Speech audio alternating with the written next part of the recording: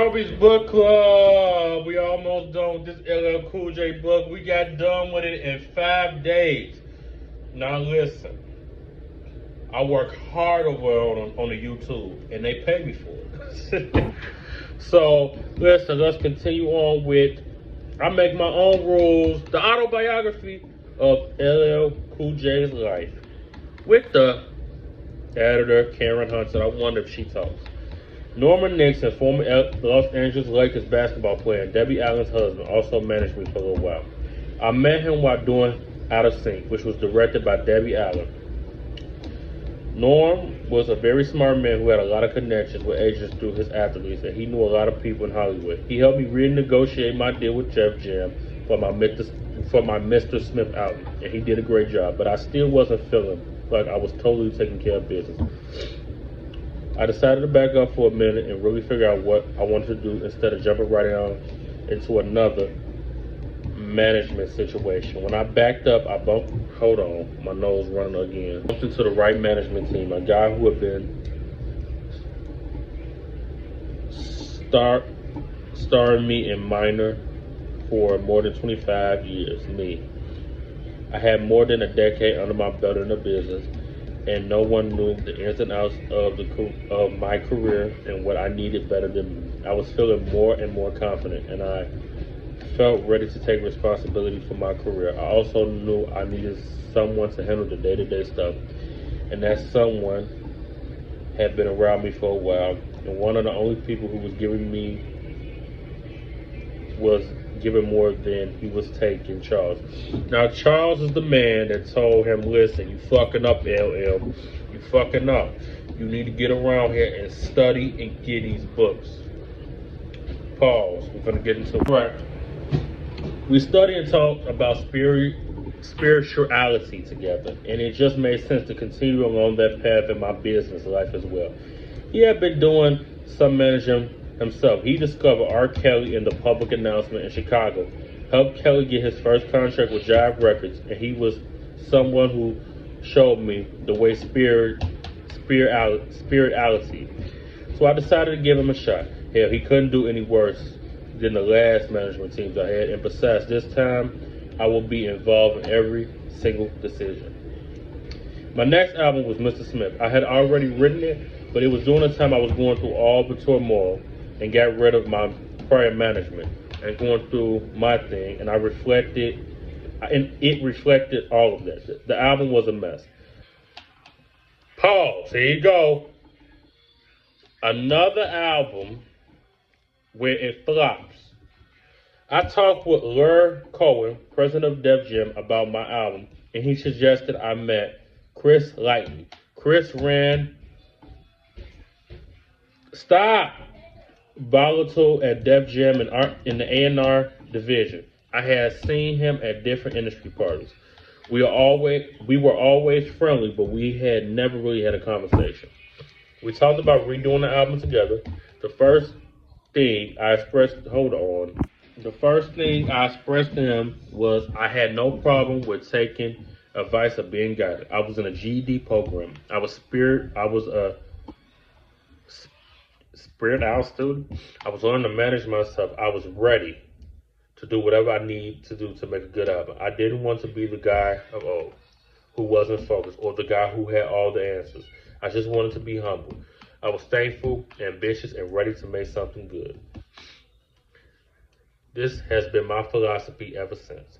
I'm going to stick with it because it really doesn't pay to be cocky. Look where I ended up. We kept 2 songs off the original Mr. Smith album, the title cut in the airplane, but we basically started from scratch.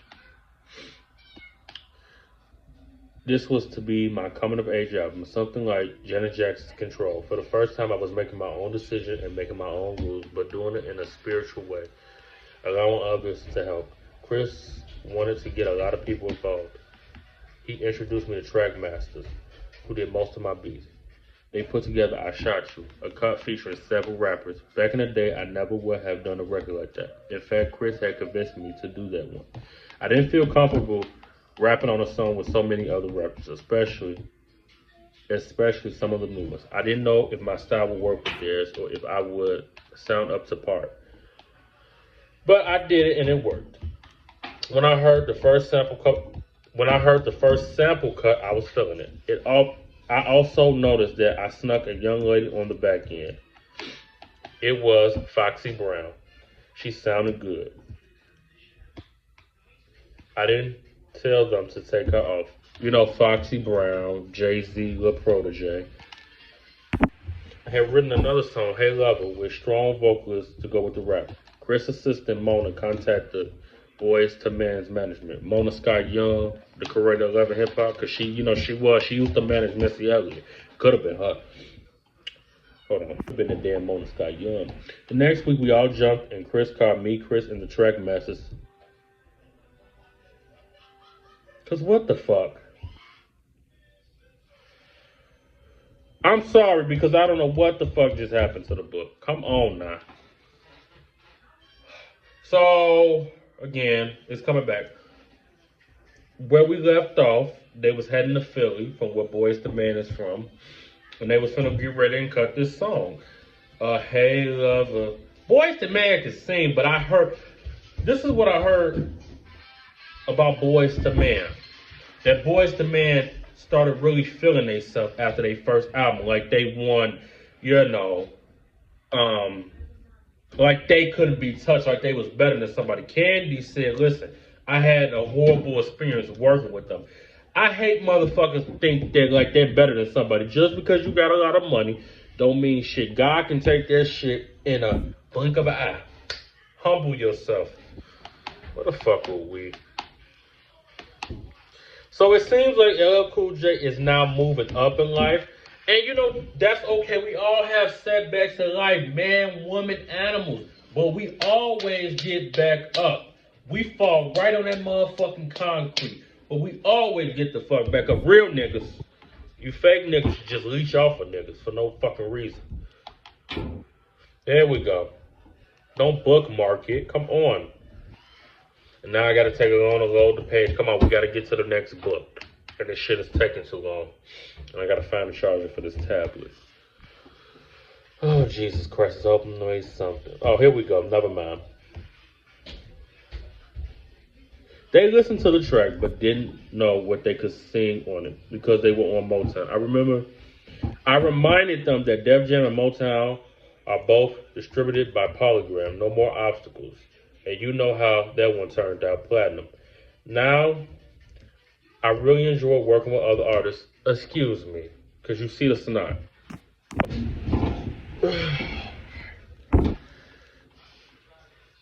I learned a lot of things from other artists too.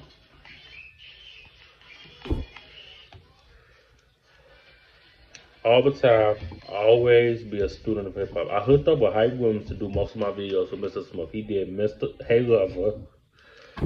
I shot you and doing it and doing it and doing it now. And doing it and doing it now. His wife Simone don't like doing it. I don't know why. It was really off the hook. He wanted me to do all type of crazy things with that one. In one scene, he painted me silver. I let Wesley Snipes talk me into that one. He was on the set while we were filming. I was hesitant on the silver thing. Wesley said, "Go ahead and do it, man. It looked good." That damn Wesley Snipes know he can act. So now,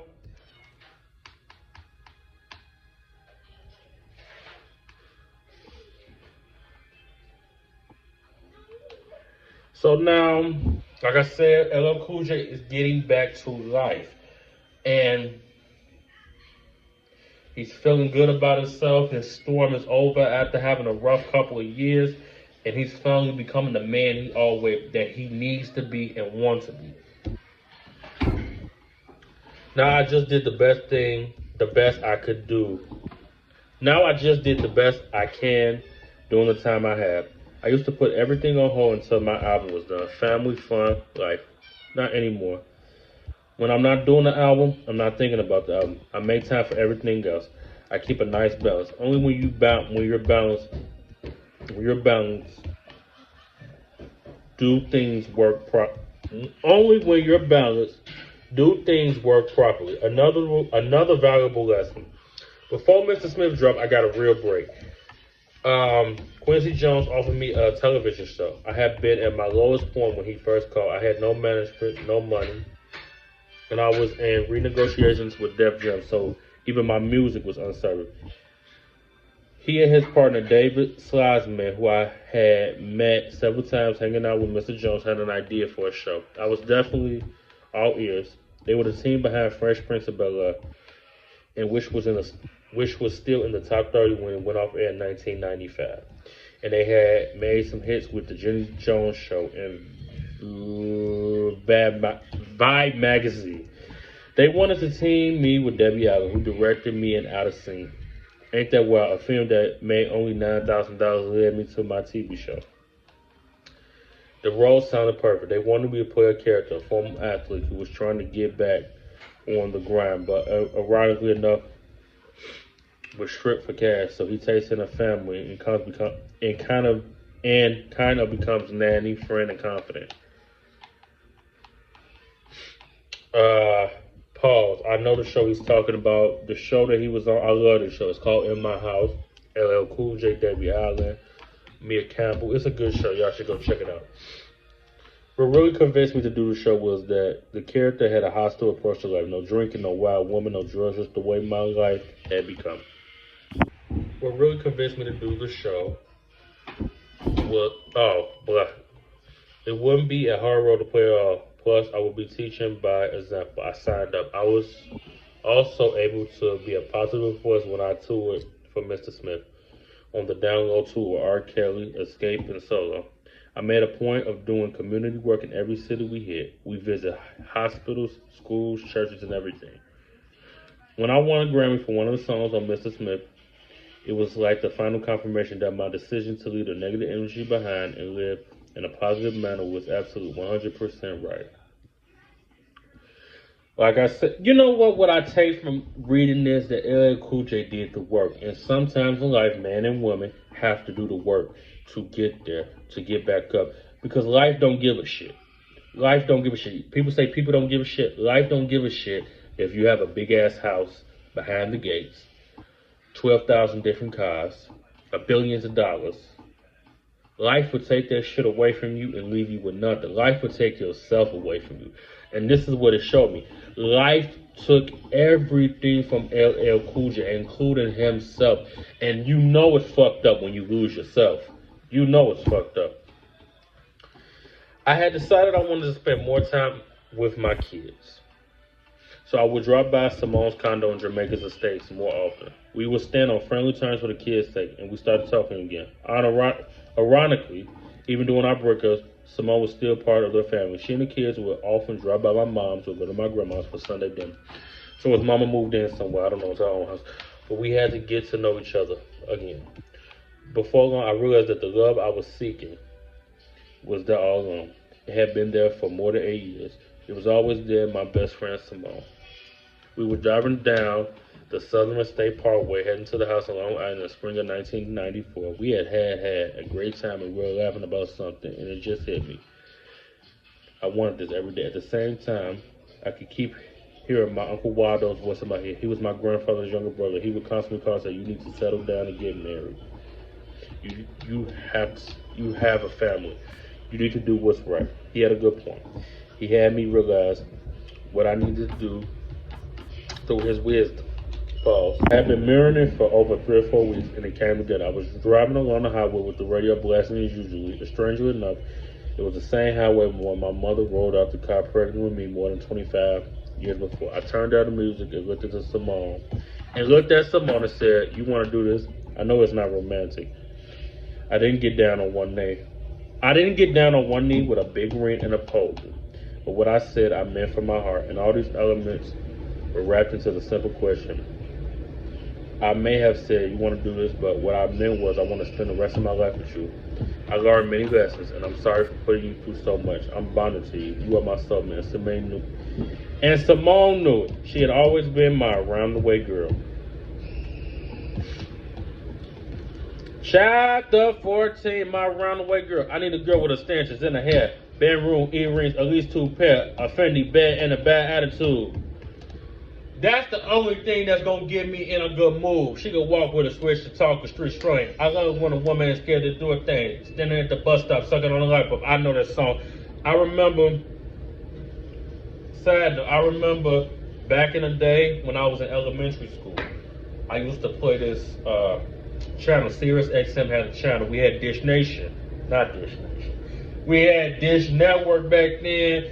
And I used to go back and forth from these two channels called Sirius XM The Heat and Sirius XM Flap. The Heat was like chlorine music that had came out at the time that was new, and the Flap was back in the day music. And this is how I got to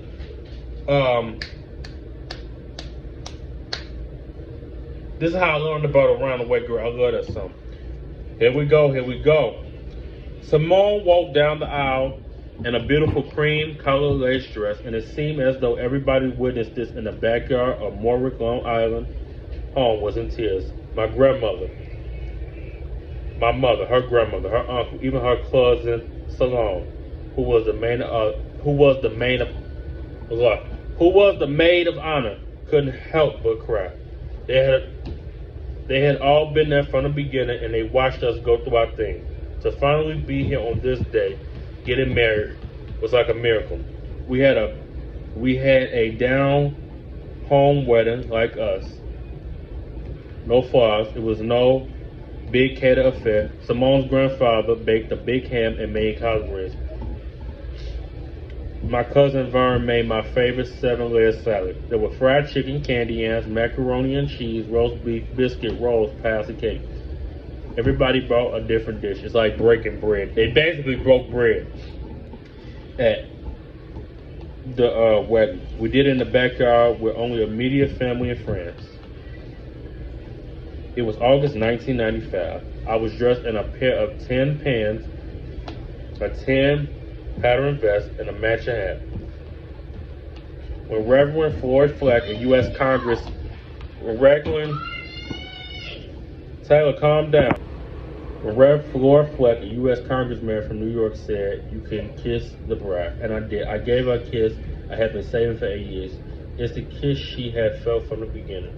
It's the kiss she deserved. That's the kiss that sealed us as a family. Our son, Jay, was the ring bearer. Our daughter, Atilia, was the flower girl. And my wife, Simone, was carrying our third child. And my wife, Simone, was carrying our third child, Samira, in her belly. She was 8 months pregnant. Simone wanted to wait until after the baby was born, but once we knew we were getting married, I refused to bring another child into this world without a wedlock. Not that bringing my other two children in the world was Jacoby, calm down. Not that bringing my other two children into the world was a mistake, because it wasn't. That was too important to me. I didn't care about anything else once I made that decision. There were already too many wasted moments in our life, and I wasn't about to waste any more.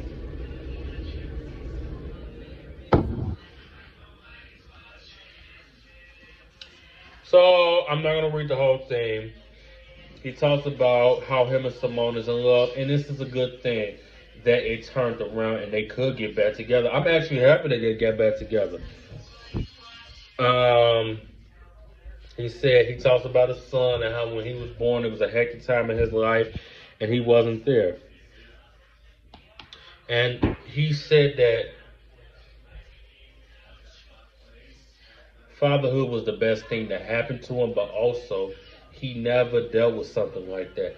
Again, like I told y'all, he didn't know how to be a father because he didn't have a father to teach him how to be a father or a man. So it's hard for men like that. Here we go.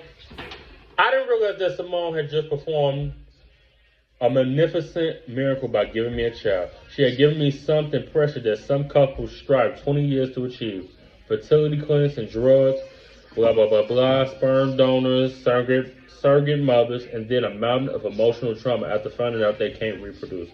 I didn't realize what God had done for me. I was too wild and selfish. I had no respect for her or for our child. And although I would have disagreed at that point, when I look back on it now, I was disrespecting myself. The only thing I respected was my freedom. He talking about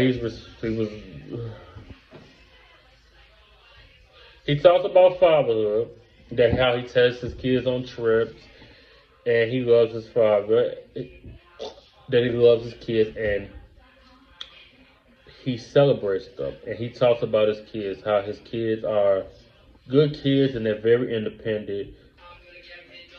How his son is sensitive and very like him and creative. How his daughter Talia is very independent.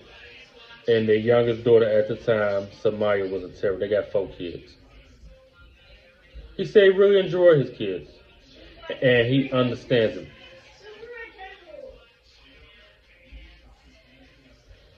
All right, y'all. If you have not done it, make sure you like, share, and subscribe. And come on back. For the final part of LL Cool J's, I make my own rules.